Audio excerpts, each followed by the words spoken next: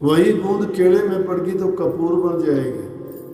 कई ये कदली सीप भुजंग मुख स्वाति एक गुण तीन, कि वो स्वाति बूंद जो है वो उसमें अलग अलग जिनसे मिलती है, सारे गुण हैं उसमें।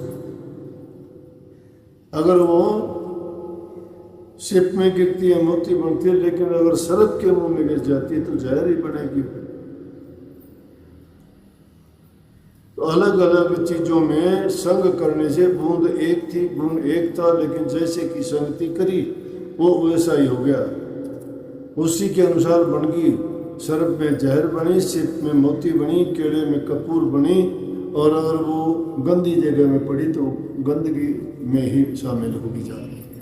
लेकिन लगन कठिन बता दी ना, उसकी लगन कठिन क्यों है कि उसी की तरफ में वो पपैया पीव पीव की आवाज़ लगाते लगाते अगर प्यासा हो जाता है, मुंह सूख जाता है, और अगर वो किसी नदी या समुद्र में गिर जाता है तो क्या करता है, अपना मुंह बंद कर लेता, उस पानी को अपने अंदर नहीं जाने देता।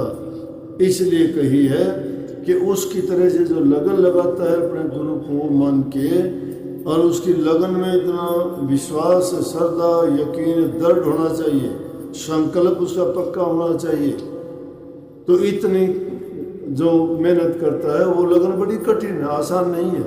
इसीलिए नहीं टिक पाते सत्संग में, क्योंकि संतों का जो तरीका है बताने का उसमें मेहनत करनी पड़ती है।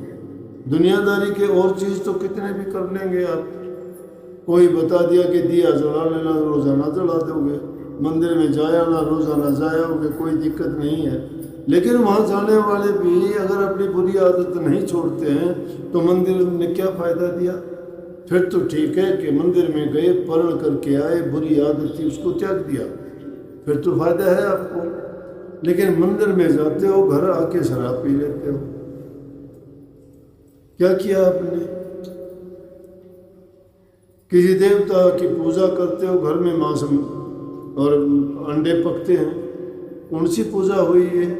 या परमात्मा को, देवताओं को भी मूर्ख मानते हो कि उनकी तुम्हारी वो पूजा को मान लिया, उनको कैसे मान ले? इसीलिए इंसान की पहले है कि विचारों की शुद्धि होनी चाहिए। और आगे कही कि ये तो ऐसे शूरवीरों का काम है, दुनियादारी की चीज़ों से आदमी लड़ लेगा, शारीरिक बल की ज़रूरत है वहाँ, लेकिन यहाँ आत्म बल की ज़रूरत है। आत्म बल किस चीज़ से होगा? नाम भक्ति से पैदा होता है आदमी, नहीं तो सब डरे हुए रहते हैं, कभी ये ना हो जाए, वो ना